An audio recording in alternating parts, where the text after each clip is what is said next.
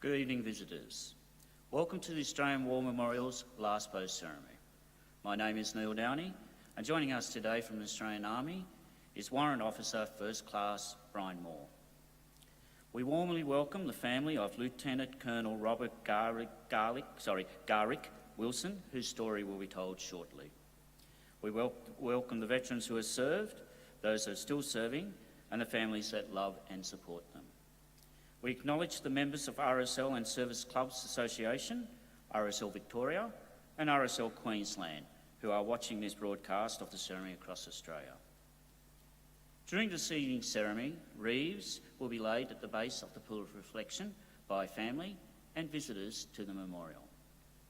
If you're able, please stand and join in singing the national anthem.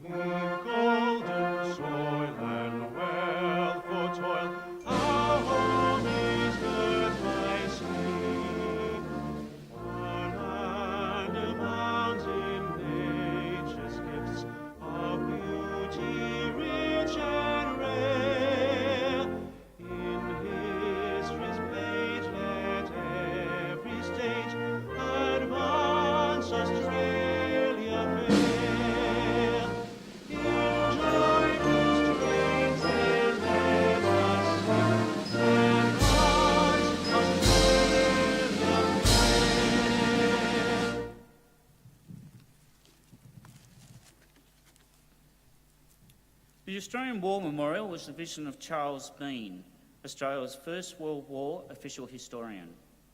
Bean landed with the Australian troops on Gallipoli and stayed with them at the front through to the end of the war. The idea of this National Memorial Museum came to him in Pozières, France, in the depths of the bloody fighting of 1916.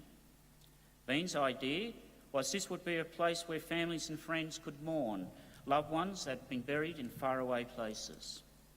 It would also be a place that could help all Australians understand what these men and women had endured and what they had done for us. Bean's vision, to which we remain true, is best described as he entered the galleries of the memorial. Here is their spirit, in the heart of the land we loved, and here we guard the record which they themselves made. Tonight, we will read the story behind just one of those on the Roll of Honour, which lists the names of over 102,000 Australians, men and women, who have given their lives for us in war and in our operations for more than a century. But first, we present her lament, Flowers of the Forest. Wreaths and floral tributes will now be laid at the base of the pool of reflection.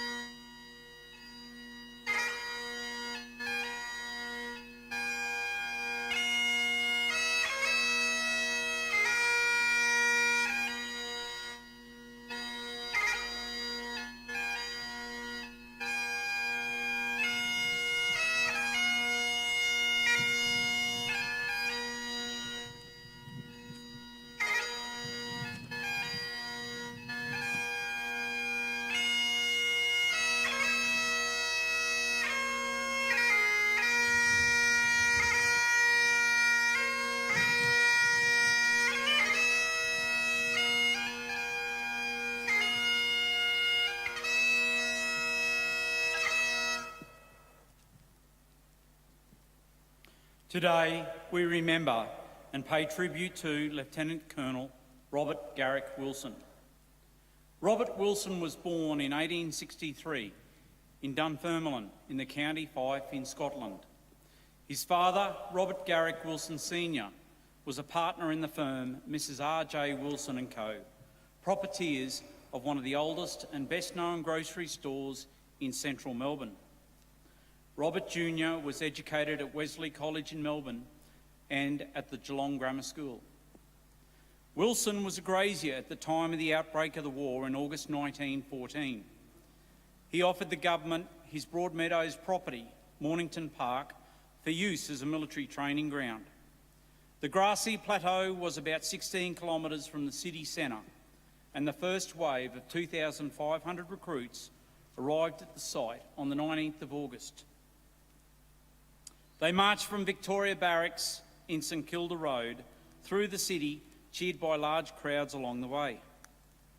In the early months of the war, around 10,000 men at a time were in training at the camp, which was set up in rows of tents, camp kitchens and marquees from the YMCA and church organisations. The site was also busy with a stream of visitors, relatives and onlookers who came to observe the soldiers in training and to visit their loved ones. In November 1914, Wilson established a canteen for troops at the camp. It offered non-alcoholic refreshments and, according to the Age newspaper, stock as varied as that of an up-country store, anything from a bootlace to a blanket. The canteen, called the Garrison Institute, ran as a cooperative, with profits distributed amongst the men at the camp in the form of comforts, games and equipment not included in their regulation outfit. Wilson was also given the honorary rank of Major in recognition of the success of the Garrison Institute, and the government announced it would move to install similar canteens in camps in other states. But while the Garrison Institute thrived, the Broadmeadows camp began to experience problems. In autumn 1915, wet weather at the poorly drained site led to a sharp rise in illnesses among recruits. A series of damning newspaper reports roused public concerns, and in May, authorities announced the main Victorian camp would be re-established at Seymour. The Broadmeadows camp remained in use throughout the war, and the facilities were improved, but the numbers of men trained at the camp were much smaller than they had been at the beginning of the war. Wilson sold the land, including the homestead, to the Department of Defence in August 1915. In early December 1915, the Defence Minister announced that Wilson was being sent to Egypt to set up the Garrison Institute canteen model in the Cairo camps. The enterprise would be known as the AIF canteens. Wilson was given the honorary appointment of Lieutenant Colonel. He embarked for Egypt a few days after Christmas. Setting up the canteens in the camps on the outskirts of Cairo was challenging. Trooper Edwin Diner gave an account of the problems faced in establishing the first canteen at Marty Camp to Sydney Sun's newspaper in May 1916. Lieutenant Colonel Wilson, on his arrival in Egypt, was faced with many difficulties. The chief of these was that of getting a supply of Australian goods, which, owing to a shortage of tonnage and other reasons, he was unable to do.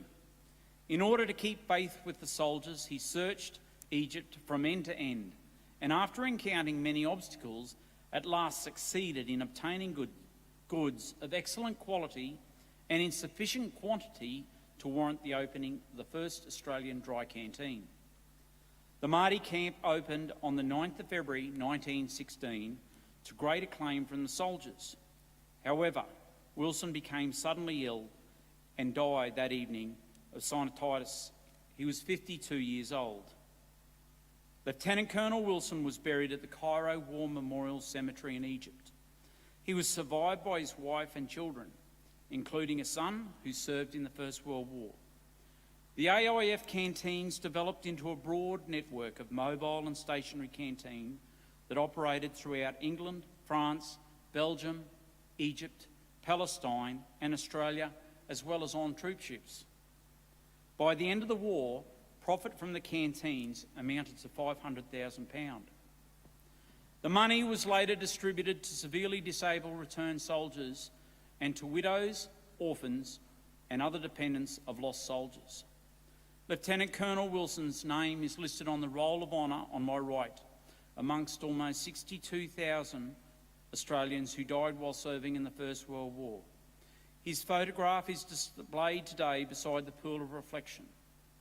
This is but one of the many stories of service and sacrifice told here at the Australian War Memorial. We now remember Lieutenant Colonel Robert Garrick Wilson, who gave his life for us, for our freedoms, and in the hope of a better world.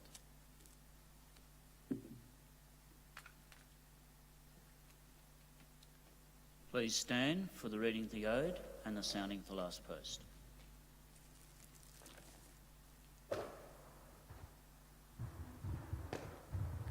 They shall grow not old, as we that are left grow old. Age shall not weary them, nor the years condemn. At the going down of the sun and in the morning, we will remember them. We will remember them.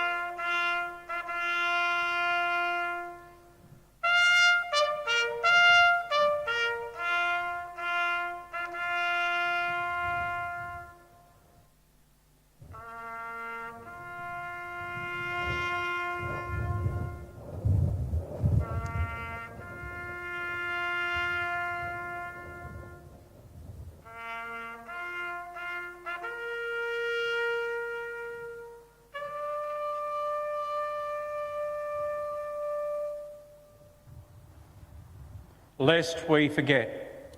Lest we forget.